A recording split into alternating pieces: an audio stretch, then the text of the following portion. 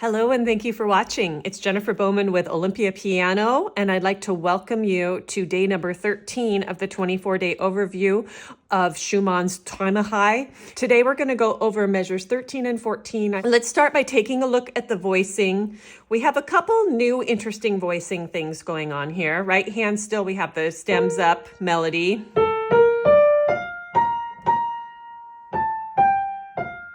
And then we've got the second voice in the right hand. Starts out with two notes, quarter rest, and then the harmony here.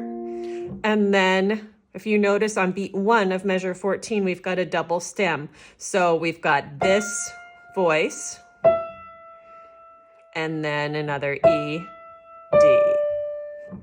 Left hand is kind of interesting here, whereas before we've had that double note, like a quarter note and a whole note kind of next to each other. Notice here we don't. So the bottom voice is going to be B flat and then stems down. And then the next measure. So I guess the most interesting part is voice number 2. We don't have the voice number 2 in measure 13. However, in measure 14, a second left-hand voice joins us. Starting on beat 2, I realized there is no quarter rest to show us that. So we start with the C sharp and E, and then this A holds and splits, kind of joins the right hand right there, and then that A is going to continue into the next measure. Harmony here, very interesting. Now we're transitioning to a new temporary key center of B flat, which is incidentally the 4 of F. So we have it here. All these notes are B flat notes, except for the A. Okay. On the and of 1, next measure, we've got that G minor chord. So if we're thinking of G minor in the key of B flat, that would be the 6th chord. Or this G minor chord could also have a double function of transitioning to a new key center of D minor, in which case it would be the 4 chord of D minor. Okay? With the next notes we consolidate that, we get this chord, which would be an A7 flat 9.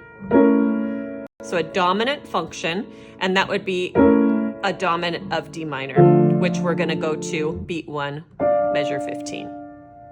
So B flat major, G minor, D7 flat 9, D minor. Right hand notes and fingering. The right hand, I'm going to give you 3 fingering options. We're going to start with the pickup note, the F, and you can either go to 4 or 5, either one. If you go to 4, you'll have to do a silent switch, okay? Then the harmonic filler, 2 and 1, option 1. 3, 4, cross under to D, 2, 5, 5, silent switch to 2, because again, we have that note from the lower voice that we need to hold these 2 notes and play with the left hand. And then 5, 4, hold that E, 3, 1. Option 2, 2, 5, we could either have 2, 1 or 3, 1. I'll do 3, 1 this time, but just know that this is based on how your hand is structured. Then lift, 2, 3, 1, hold that 2, 5, lift, 4, 1, silent switch to 2, and then you're going to hold those 2 notes, 1, lift, 5, hold the 2, 4, 3, 1. So the ending is the same both times, but here's the third option, 5, 2, 1. You can scoot over and play this A with 1, 1, 2, 1, 2, 4, 5, 1, silent switch to 2, and then same ending, 5, 4, 3, 1. Left hand, we basically have one option with a couple variations. You could either do 5, 1, 4, or 5, 1, 5. The next variation is here, either 1, 5, or 2, 5, whichever feels more comfortable. And then here's the rest of it. 3, 2, 1, you're holding the bottom and the top. Then you're going to play this last C sharp in the lower voice with finger 4, and you're still holding this, tied, 3. By the way, this note is an A with those 3 ledger lines. The ledger lines are C, E, G, and it's sitting on top of that G ledger line, A. Hands together, very much like before.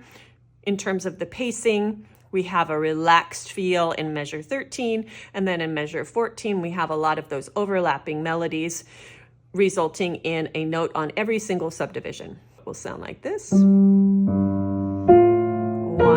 and 2 and 3 and 4 and 1 and 2 and 3 and 4 and 1.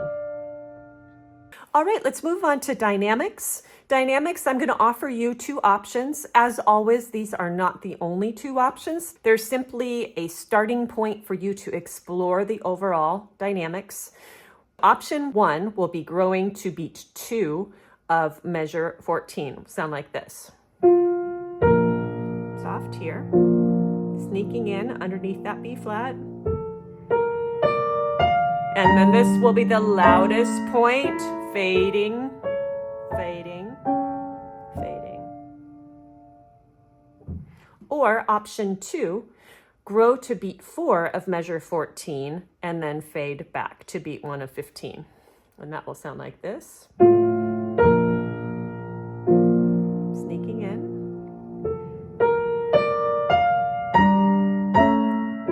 Lead to here. Pedaling, I'm going to offer you 2 options. For both versions, we're going to have pedal, and then we're going to change the pedal again on beat 2. Now, option 1, pedal, pedal, pedal, pedal. Option 2, we're just going to pedal a little bit more for some of those 8th notes. So I want you to really make sure you're holding the notes that have the double stems in the right hand. Pedal, pedal, pedal, pedal, hold, pedal, pedal, pedal, pedal, pedal, pedal. So at this moment, I also want to encourage you, perhaps you might enjoy putting on the soft pedal, which again is the pedal on the left, which is played with your left foot, and on a grand piano, it actually moves the keys over. See, that's on, off. Okay, so I'm going to turn that on. Let's just see what it sounds like. Pedal.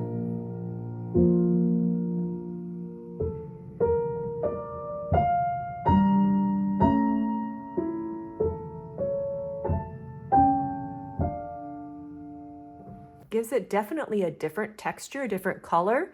So if you like that, you could probably employ that for these 4 measures.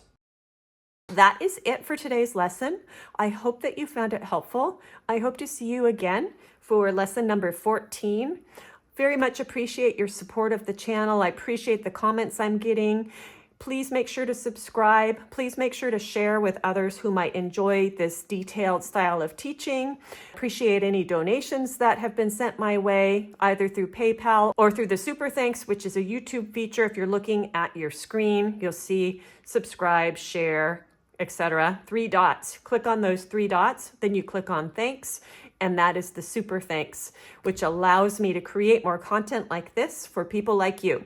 Please let me know where you're from in the comments, and thank you for watching.